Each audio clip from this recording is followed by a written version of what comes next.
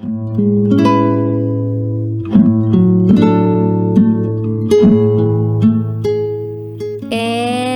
now, it's time for DJ Rocky's Secret Files.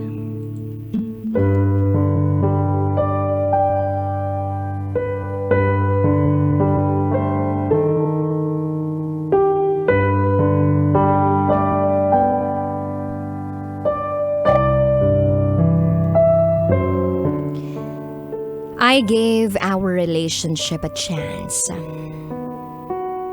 Pero sa paglipas ng panahon, wala na. Wala na akong maramdaman.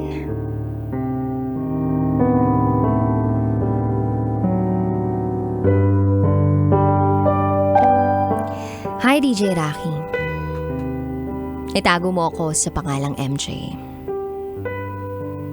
And this is my secret file.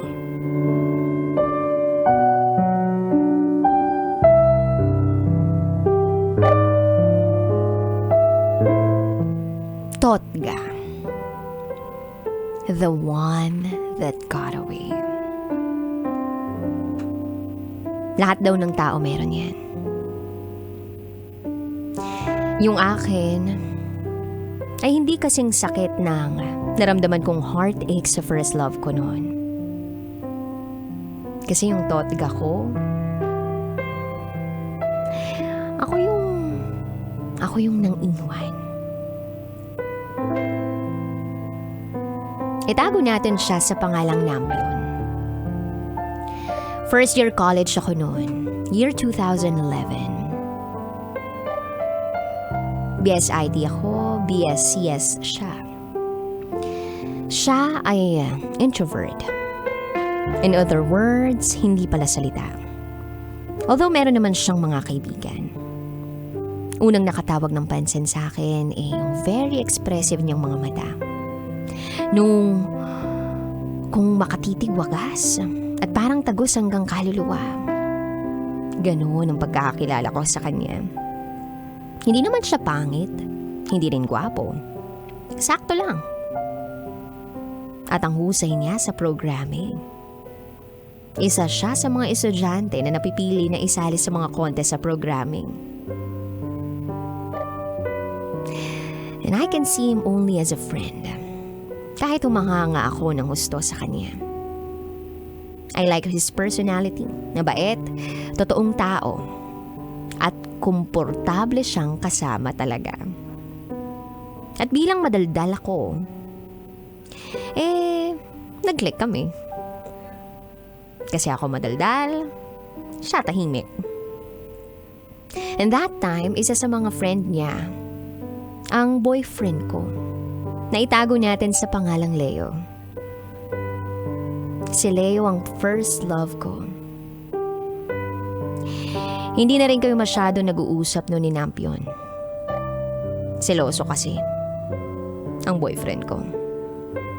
Halos lahat na lang pinagsiselosan. Ultimo nga yung notebook ko na palagi kong dala pinagsiselosan. Kaya nga medyo toxic na rin ang relationship namin. Well, paano ba naman kasi lahat halos kaibigan ko. From freshmen to seniors. Hindi naman ako matatawag na Miss Popular. Hindi naman ako kagandahan. Simpleng babae lang ako. Pero ang tawag nila sa akin, campus best friend. And sa pagiging palakaibigan ko, nagkaroon din ako ng kaibigan na malapit sa akin. Itago natin siya sa pangalang Mary Jane. May pagka-shy type siya and very selosa pagdating sa mga kaibigan. Silang dalawa ni Leo ang laging nag-aaway. Kasi gusto nila, isa lang sa kanila ang dapat nakasama ko. Then few days after, ayun, makikita mo na lang na good sila. Then eventually naging sila. Nakita ko nga sila naghahalikan sa corridor. Then a year passed. Sophomores na kami. May mga new faces and of course, new subjects. On and off kami ni Leo. Ang toxic na. Pero mahal ko pa rin. Then, nalaman ko na lang na nag-break si Mary Jane tsaka si Nampion. Very devastated ang kaibigan kong si Mary Jane. Lagi siyang nakadikit sa akin, nagpapa-comfort. I saw kung paano siya maghabol kay Nampion. Na tipong nagmumukha na siyang kaawa-awa. Gustuin ko mang magalit kay Nampion, hindi ko magawa. Kasi hindi ko naman mapipilit ang feelings niya kung hindi na niya talaga mahal si Mary Jane. Then, ako naman yung may biglang pinagdaanan. Third year college, naghiwalay na kami ng tuluyan ni Leo. Hindi ko na siya mahal noon, kaya nakipag-break na ako. Tapos niligawan niya ako ulit, na-fall naman ako, pero iniwan niya rin ako pagkatapos. So, naiwan akong nga. Then after ng breakup namin, sunod-sunod na ang naging problema ko. Struggle sa tuition fee. Nagkaroon pa ako ng grade na 75 sa isang subject. And family problem. For almost 3 years, iginapang ko ang pag-move on. At lahat ng pagja-juggle sa pag-aaral at mga issues namin at home kahit sobrang hirap. Halos itapon ko na yung cellphone ko para hindi ako matempt na mag-text kay Leo. Itinuon ko ang atensyon ko sa iba, nagpaka-busy ako. Then, narealize kong punong-puno na ng galit ang puso ko. Then I said to myself, hindi ko to kawalan, kundi kawalan niya. Then I found myself engaging into other guys. Nagkaroon ako ng mga fling. However, hindi ko na kayang magmahal tulad ng pagmamahal ko kay Leo. Then naging manginginom na rin ako. Hindi ko naman pinabayaan yung studies ko. Palagi pa rin naman akong pumapasok sa school. Kaya lang after school, nilulunod ko ang sarili ko sa pag-iinom. Then, one day, natagpuan ko na lang yung sarili ko sa harap ng simbahan. Pumapasok sa loob ng simbahan. Nasabi ko kay Lord lahat ng walang pag-aalinlangan.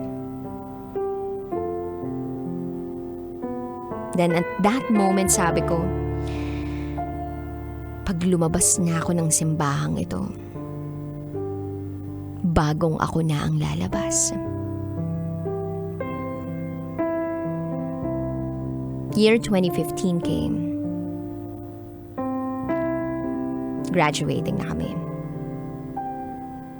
And I can also say na graduate na ang puso ko kay Leo. Moved on na ako finally. Then one day habang naghihintay kami sa teacher namin na dumating, I saw Nampion. Andun sa gilid nakatingin sa labas ng bintana. Wala siyang pakialam kahit ang ingay-ingay na namin ng mga kaklase niya. But that was a day na I'll make a big U-turn sa buhay ko.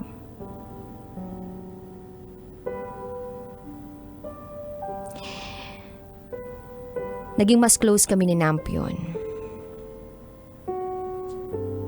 Kasi pares kaming sumali sa isang training. And then simula noon, halos kung saan-saan kami napapadpad ng magkasama kami. Sinasaniban si Nampion kapag lasing. Nagiging kabaligtaran siya ng ugali niya kapag lasing. Nagiging madaldal, maingay. Nasayaw-sayaw pa at pervert. Maginoo pero bastos ang peg. Siya ang lagi kong kasama kapag may gusto akong puntahan. Siya ang lagi kong ka-text hanggang sa dumating sa punto na parang may kulang na kapag hindi ko siya kasama o ka-text. Pasyal-pasyal lang, tambay sa park. At nagtatanong na yung mga kaibigan namin na nakakakita sa amin kung ano ba ang estado ng relasyon namin. Kami raw ba o flirt lang? Ako naman sa una, okay lang naman kahit flirt lang, walang kaso. Go with the flow, ika nga. Pero habang tumatagal, I think I'm starting to like him. And then we kissed, we hugged, we cuddled, we held hands, we laughed. Pero walang label. Shoot, ano ba talaga kami? Naiinis na ako noon kaya I made the first move. Sabihin nyo na akong desperada, malandi ako, whatever, pero sa isip ko na gusto ko nang malaman. At hindi ko malalaman kung hindi ako magtatanong. Nakatambay kami noon sa isang park. And then, meron kaming nakasalubong. Unang tanong sa akin, "Uy, kayo na?" Then napatingin ako kay Nampion. Di siya nagsasalita pero ang sabi ko dun sa classmate namin ay, "Oh, kami na. Bye."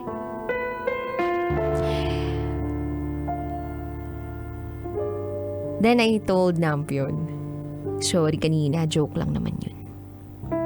And then he said, "Okay lang." Napapikit ako sa inis. Then I said, "Pero kung gusto mo maging tayo?" I asked him directly. Di siya sumagot.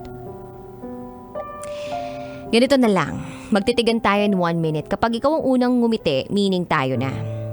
Sabi ko sa kanya. I know that was a childish act.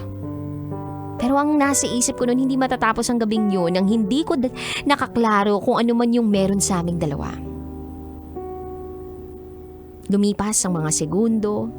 Aba, humalakhak pa siya. Alang umiti ka, ibig sabihin tayo na? Tanong ko sa kanya. Wala namang siyang sagot sa akin, nakatitig lang siya sa akin. Huminga ako noon ng malalim at saka tumayo sa pagkakaupo. Then, I decided to walk him home kasi gusto kong maglakad mag-isa. Gusto kong mag-isip-isip. At habang naglalakad, tahimik lang kami. Parang pinagsisihan kong nagtanong pa ako. Then pagdating ko ng boarding house namin, naiyak ako. Yung finally may boyfriend na ako uli. Pero umiiyak ako kasi masakit. Feeling ko na busted ako. Parang ang tanga ko. Kinaumaga, nagkita kami sa school, magkaklase kami. Lumapit ako sa kanya. Nasasaktan pa rin ako pero itinago ko kasi nga ayoko na maging awkward kami sa isa't isa. Mula nang maging boyfriend ko siya, nanibago ako. Hindi kasi siya showy tulad ni Leo. Pero thoughtful siya, malambing, napaka-understanding, hindi kami toxic. Kapag naiinis ako, lagi siya nagsasorry. And then graduation came, year 2015, and I finally introduced him to my parents. Nagustuhan siya agad ng parents ko. Lahat ng mga tao sa paligid namin ay sinusuportahan ang relasyon namin.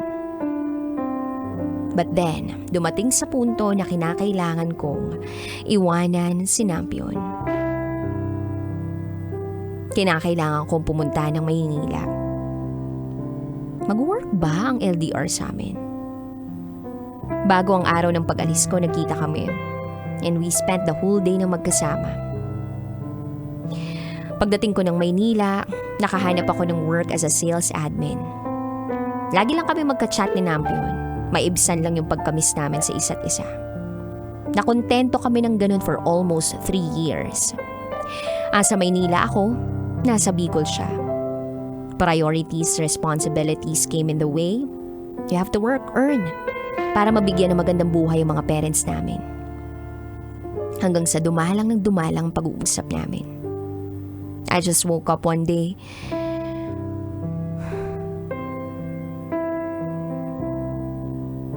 I fell out of love.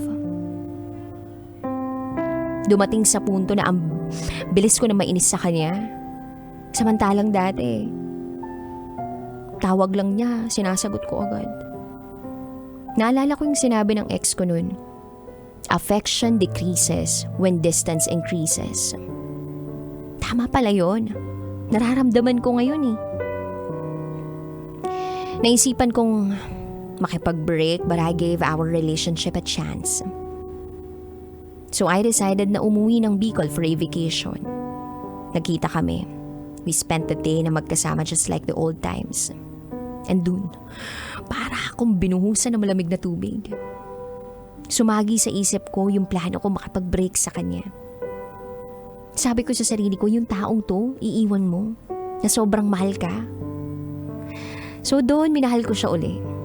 Tapos na ang vacation ko, babalik na uli ako ng Manila. And then, naging busy na uli kami.